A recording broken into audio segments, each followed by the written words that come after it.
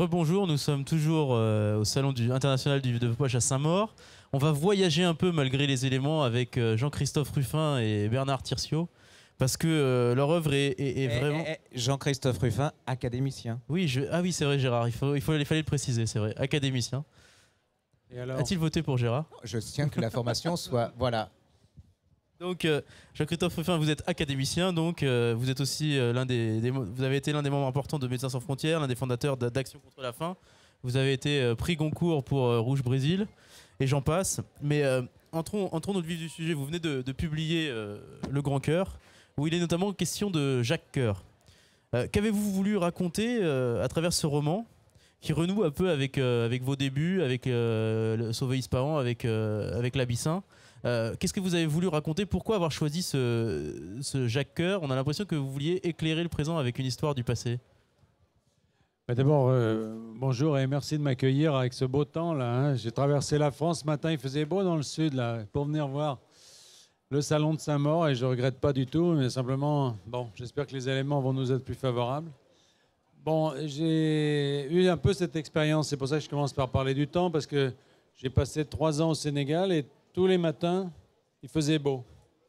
Et alors, c'est très agréable pendant 15 jours, pendant 1 mois, pendant 3 mois. Puis après, pour un homme du Nord comme moi, qui a besoin du rythme des saisons, c'est vrai que quelque chose me manquait. Donc quand je suis rentré, je suis allé dans ma ville natale, à Bourges, où j'étais sûr de trouver du mauvais temps. Là, je prenais pas beaucoup de risques.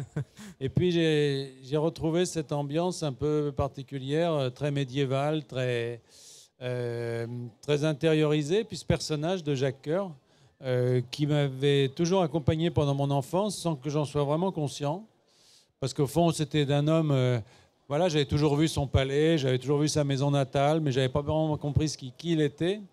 Et tout à coup, peut-être à cause de l'expérience que j'avais eue moi, voilà, l'expérience, je dirais pas du pouvoir, j'avais pas de pouvoir, mais l'expérience de la proximité du pouvoir, l'expérience aussi de l'Orient, du voyage et tout ça, il m'est apparu comme très proche. Donc j'ai eu envie de raconter son histoire, mais pas du tout comme les biographies qui existaient de lui, qui sont toutes des biographies assez, bon, quelle que soit leur qualité, hein, mais des biographies un peu techniques, sur l'homme d'affaires, sur tout ça. Moi, je voulais mettre l'accent sur le caractère extraordinairement romanesque de ce personnage, qui a eu une vie extraordinaire.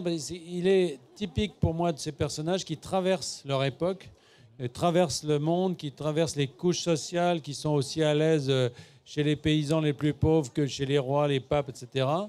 Et voilà. Et donc, je me suis mis à la remorque de ce personnage, qui est un personnage extraordinairement positif, plein de soleil, plein de chaleur, plein d'énergie. Et voilà. Et vous savez, quand on fait un livre, c'est surtout ça qui vous guide, c'est le plaisir, en fait, de l'écrire. Il était donc grand argentier du roi Charles VII. Il a connu à la fois la gloire et en même temps l'humiliation, la torture, la prison. Pourquoi ce personnage, selon vous, traverse son époque et marque son époque? Enfin, qu'est-ce qu'il dit de cette époque-là, ce personnage de Jacques Coeur? Ce personnage, on le connaît ou on le connaît pas, ça n'a pas beaucoup d'importance, à vrai dire. C'est un personnage de roman, c'est-à-dire qu'il se trouve qu'il a existé et que les éléments biographiques qui sont utilisés dans le livre sont des éléments authentiques, parce que je pense qu'il faut avoir cette honnêteté par rapport au lecteur, quand on décrit un personnage historique, de le faire dans des termes qui instaurent une certaine confiance. C'est-à-dire qu'à un moment donné, il ne va pas sortir un téléphone portable c'est-à-dire, on est dans une vraisemblance historique. Maintenant, c'est un personnage qui est mal connu parce qu'on ignore des tas de choses de lui, on ignore sa date de naissance, on ne connaît pas son visage, on ne connaît pas il y a beaucoup d'éléments de sa vie qu'on ne connaît pas. Donc, effectivement, le romancier peut donner libre cours à son imagination.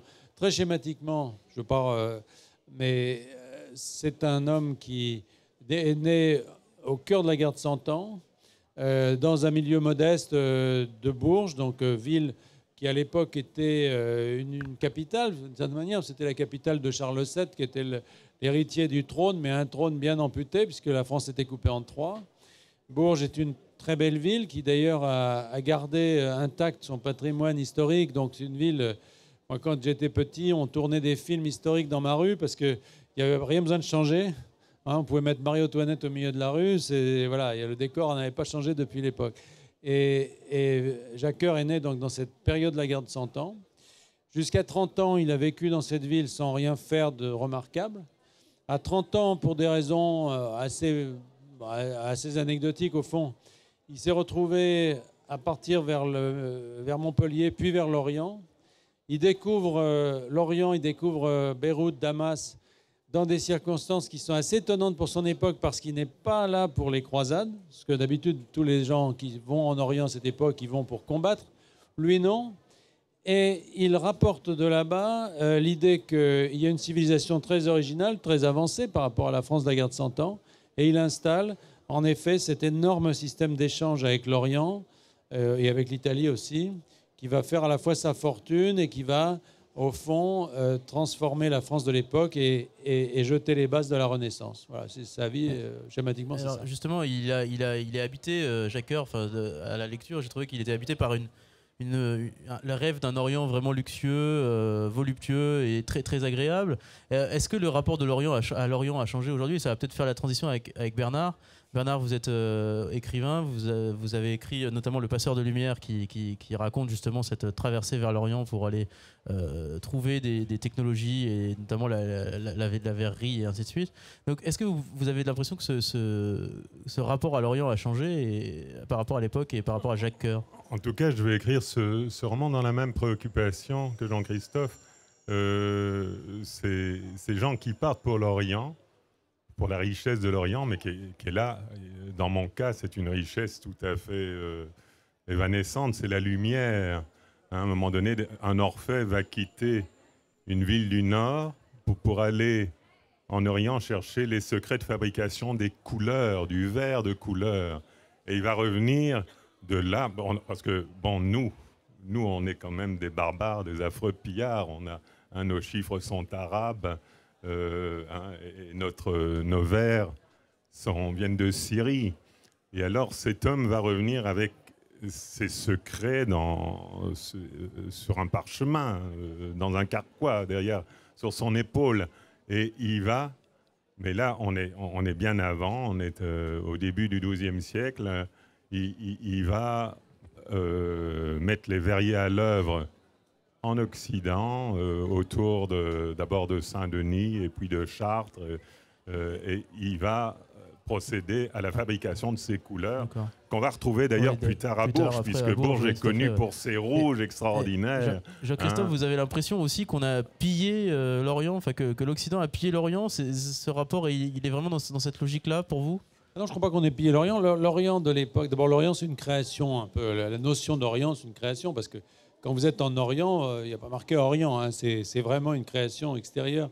L'Orient, d'abord, il a été vu comme l'ennemi. Hein, c'est-à-dire qu'à l'époque des croisades, c'était d'abord l'ennemi.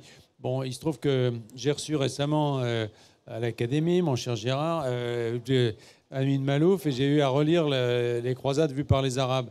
Bon, c'est très intéressant de voir que tant du point de vue arabe que du point de vue ou turc d'ailleurs, ou du point de vue occidental, les croisades étaient une période où on ne se regardait pas, c'est-à-dire on se faisait la guerre. Et il a fallu un certain moment où des personnalités différentes, spéciales, pour voir ce qu'il y avait d'original dans ces pays. Et effectivement, ce qui est très particulier au moment de Jacques Coeur, c'est que l'Orient dont on parle, il est à la fois très avancé et déjà un peu en déclin. C'est-à-dire c'est le moment sur lequel on s'interroge beaucoup, tous les islamologues aujourd'hui, Bernard Lewis, etc., qui a écrit un livre qui s'appelle « Ce que s'est-il passé ?», s'interroge sur ce moment où cet Orient, qui était à un moment donné en effet en avance d'un point de vue civilisationnel, est entré dans une forme de déclin.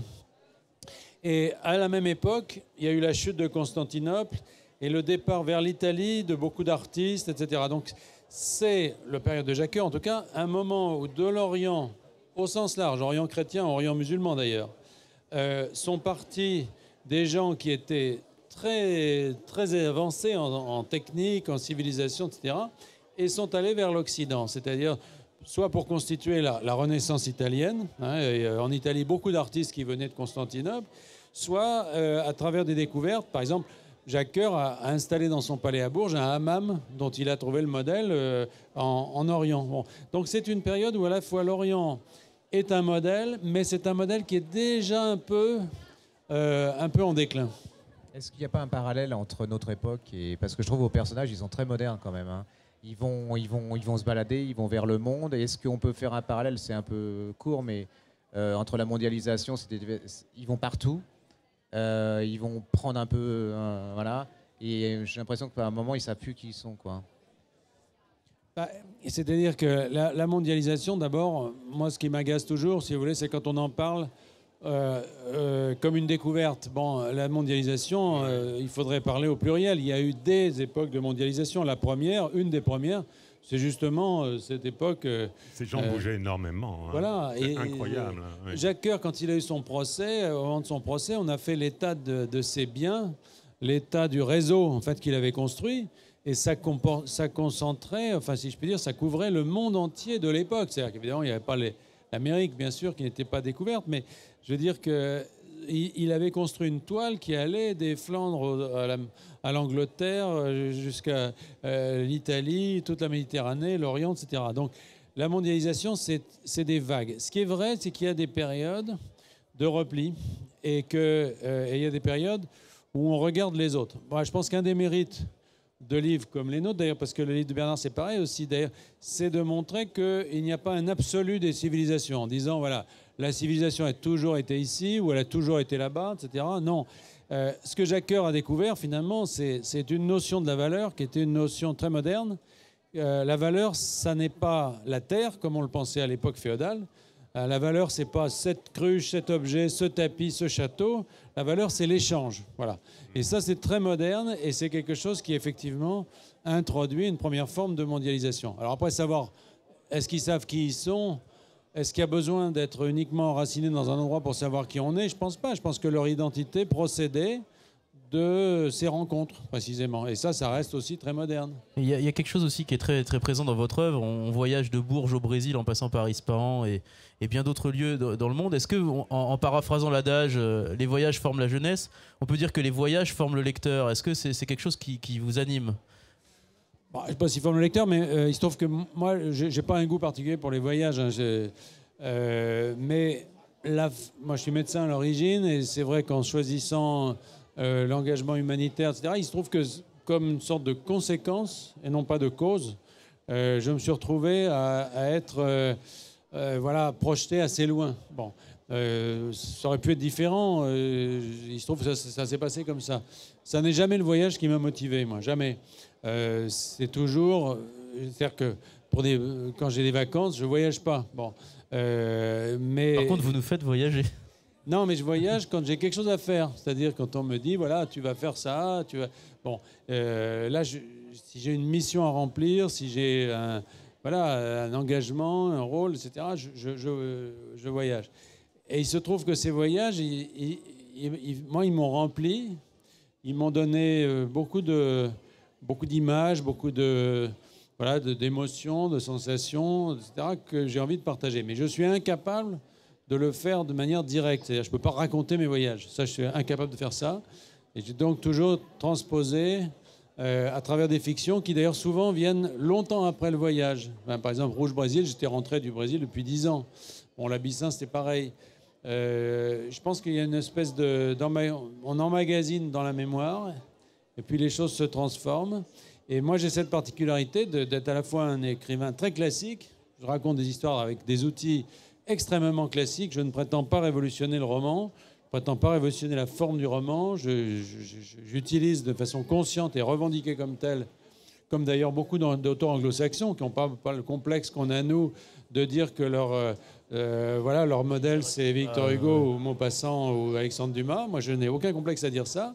J'utilise ces formes très françaises et très classiques au service de choses qui sont plutôt en effet modernes et ouvertes sur le monde. Voilà. Alors, il y a quelque chose qui m'a interpellé dans votre parcours à tous les deux, c'est que vous êtes multicarte, si j'ose dire. C'est-à-dire que Bernard, vous êtes comédien, écrivain, homme de théâtre, verrier, et Jean-Christophe, on a dressé tout à l'heure une petite liste des activités que vous avez eues. Est-ce que quand vous écrivez, toutes ces vies s'entremêlent pour donner quelque chose de plus riche finalement? Mais je crois qu'on choisit toujours le meilleur outil pour dire les choses, c'est-à-dire sur un thème qui m'est cher, je vais peut-être réaliser un vitrail, sur un autre thème, une chanson ou un poème. Et puis à un moment donné, il y a le souffle des romans qui passe et puis je prends ça. Mais j'aime beaucoup le fait de pouvoir travailler de façon multiple et d'embrasser la même chose, mais avec je dirais, des moyens de transport différents, si je puis dire. Jean-Christophe, Oui. vous réagissez comme ça aussi, hein? Bah, moi, j'ai moins de cordes à mon arc. C'est-à-dire, si je chantais, je pense qu'il ferait ce temps-là à peu près sans arrêt. Donc, j'ai pas beaucoup d'autres moyens de m'exprimer que l'écrit. Et même pas que l'écrit, je dirais même que le roman. Parce que je crois que j'ai toujours tourné autour de ça. J'ai toujours eu envie de ça, même si je n'ai pas osé le faire tout de suite parce que j'étais un médecin, donc considéré comme un technicien. Et pour moi, l'approche de la culture, ça s'est fait très difficilement au début, hein, avec beaucoup de complexes, tout ce que j'avais pas lu, tout ce que je savais pas, etc. Donc je suis arrivé à ça par des essais, bon, en rasant un peu les murs. Puis maintenant que je suis installé, j'allais dire pour moi, hein, dans l'écriture romanesque, j'imagine pas d'en avoir d'autres. Et c'est un plaisir tellement grand et une liberté tellement extraordinaire que voilà, je n'ai que ça. Alors j'ai plusieurs vies en effet, mais un seul moyen d'expression. Gérard? Vous êtes toujours médecin ou est-ce que vous exercez toujours? Et si vous exercez plus, est-ce que ça vous manque et est-ce que ça change quelque chose?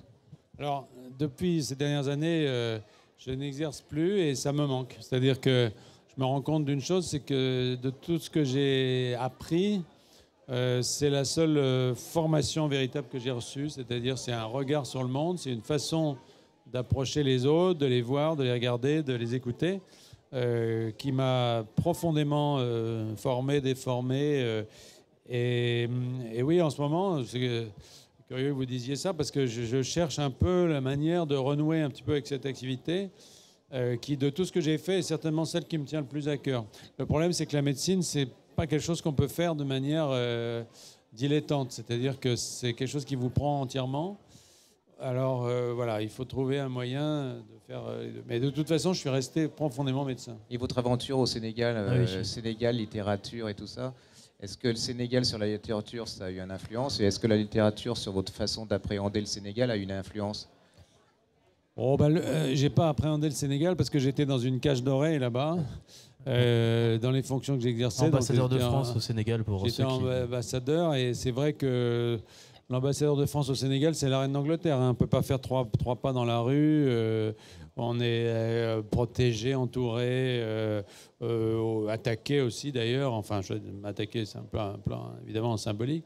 Donc, mais on ne connaît pas le pays. Moi, je pense qu'un des pays que je connais le moins, c'est le Sénégal, parce que je n'ai pas pu avoir la liberté de m'y promener librement. Voilà, donc, mais c'était en même temps une expérience extrêmement intéressante, mais pas pas du tout une expérience ni touristique ni culturelle. C'est une expérience sur le pouvoir, sur la question du parce qu'au fond le métier d'un ambassadeur, c'est d'être le contact entre deux pouvoirs, hein, voilà. Alors on est à la fois très proche du pouvoir en France, puisqu'on on prend directement ses ordres au niveau le plus élevé. En même temps, on est très proche du pouvoir localement, puisque on a un poids suffisant pour pouvoir décrocher son téléphone et voir absolument qui on veut. C'est extrêmement intéressant, c'est extrêmement violent à certains égards. Moi, ça m'a beaucoup appris. Voilà, maintenant, après, moi, je pense que si j'accepte ce type d'engagement, chaque fois qu'on me propose des choses comme ça, je sais que c'est une bêtise, hein, et je le fais quand même parce que je crois qu'au fond, derrière, le romancier se dit, je vais entrer dans des lieux voilà, qui vont m'apprendre des tas de choses. Mais est-ce que vous avez été déçu parce que vous étiez déçu de la capacité d'action d'un ambassadeur par rapport à celle que vous aviez pu avoir en tant que humanitaire, enfin médecin humanitaire, à Médecins sans frontières par exemple Non, je crois que dans un pays comme celui-là, ça fait partie des endroits où l'ambassadeur a beaucoup de pouvoir. Parce que le poids de la France dans un pays comme celui-là, et même dans la région, hein, c'est au-delà du pays, c'est toute la région, le poids de la France est tel que, si vous voulez, on a un vrai pouvoir. Et je pense d'ailleurs que c'est une des raisons pour lesquelles je n'étais pas très intéressé non plus d'avoir un poste dans des pays qui peuvent être plus proches, même plus prestigieux. Mais moi, j'ai beaucoup d'amis, d'anciens collègues qui ont été nommés ensuite au Brésil ou en Inde et qui se sont ennuyés parce qu'ils n'avaient pas justement cet accès, ce poids qu'on peut avoir au Sénégal. C'est pas ça qui a pu me décevoir du tout. Mais simplement, j'étais parti dans une certaine idée voilà, bon, on n'est pas là pour faire de la politique. Vous pouvez me raconter l'anecdote quand vous faisiez des réceptions et que, comme vous étiez un moderne, vous décidiez de faire des petites tables de 4 et que les gens n'étaient pas contents parce qu'ils voulaient la table de l'ambassadeur. Ça m'avait beaucoup frappé, ça, parce qu'on parle de relations entre l'Orient et l'Occident, mais la relation entre les Français et l'Afrique, Oui. et vous arrivez avec vos gros sabots, où je vais... Mais Enfin, ils pas étaient gros si sabots, gros, mes vos sabots. escarpins Oui, académiciens, oui, mais Non, mais c'est pas ça. C'est que moi, je me suis plié aux formes de la. Mais pour vous donner une idée, on a reçu, on regardait ça avec ma femme l'autre fois, on a reçu en moyenne 14 000 personnes par an à la maison. 14 000 personnes. ce que vous appelez la maison, c'est l'ambassade. À la résidence, chez nous, c'est-à-dire que soit pour des dîners, des déjeuners, voilà. Donc il y a une énorme, j'allais dire, voilà, un énorme travail protocolaire que je trouvais. Mais ça, c'est en plus de tout ce que vous faites par ailleurs. Alors, c'est vrai que c'est assez passionnant. C'est vrai que moi, je l'ai fait avec beaucoup de plaisir. Mais en effet, je me suis rendu compte d'une chose, c'est que j'ai remis en service, par exemple, une très très grande table qu'on avait, parce qu'effectivement, les gens étaient plus heureux d'être au bout d'une table de 25 mètres de long, mais qui est celle, effectivement, de l'ambassadeur ou du ministre qui est en visite, que d'avoir des tables de 5, mais où on n'est pas sur la table qu'il faut. Bon, voilà. Bon, c'est un peu anecdotique, mais c'est vrai que ça représente des... Mais puisque vous aimez les anecdotes, Gérard, il y en a une autre, c'est que on avait des cuisiniers à qui on donnait des instructions. Il nous reste une minute. Hein, Il oui, nous reste mais qu'une minute. c'est très rapide. Nos cuisiniers étaient habitués à faire ce qu'on leur disait, mais surtout à ne jamais changer tant qu'on leur avait pas donné un ordre contraire. Et à un moment donné, on trouvait qu'on mangeait un peu gras, enfin, un peu alourdi, les tropiques et tout. On leur avait dit, faites-nous du léger, voyez. Et puis, Madame Giscard d'Estaing est venue en visite pour voir sa sœur qui était mère supérieure d'un monastère pas loin. Et j'ai invité le cardinal et tout ce que Dakar comptait de religieuses, etc. Et donc, il se disait, on est à l'ambassade, on va bien bouffer. Eh ben non. Ben non, parce que j'avais oublié de dire aux cuisiniers qu'il fallait changer. Donc, ils ont vu arriver des tartes toutes fines, des petites salades avec 2 carottes, et ils faisaient drôlement la gueule. Voilà, donc... Merci beaucoup Jean-Christophe Ruffin, merci beaucoup Bernard Tassiot pour ce moment d'échange et de partage. Je crois que Merci. vous pourrez continuer de partager vos opinions, parce que Jean-Christophe va signer. Tout à fait, ouais. Jean-Christophe est un peu plus loin pour des dédicaces toute l'après-midi et Bernard pas très loin de Absolument. Jean-Christophe sur la gauche. Voilà. Merci bien. Et puis on se retrouve tout à l'heure ici pour un café avec Mons Kalentov et Sébastien Fitzek. On sera sur la littérature noire. À tout à l'heure.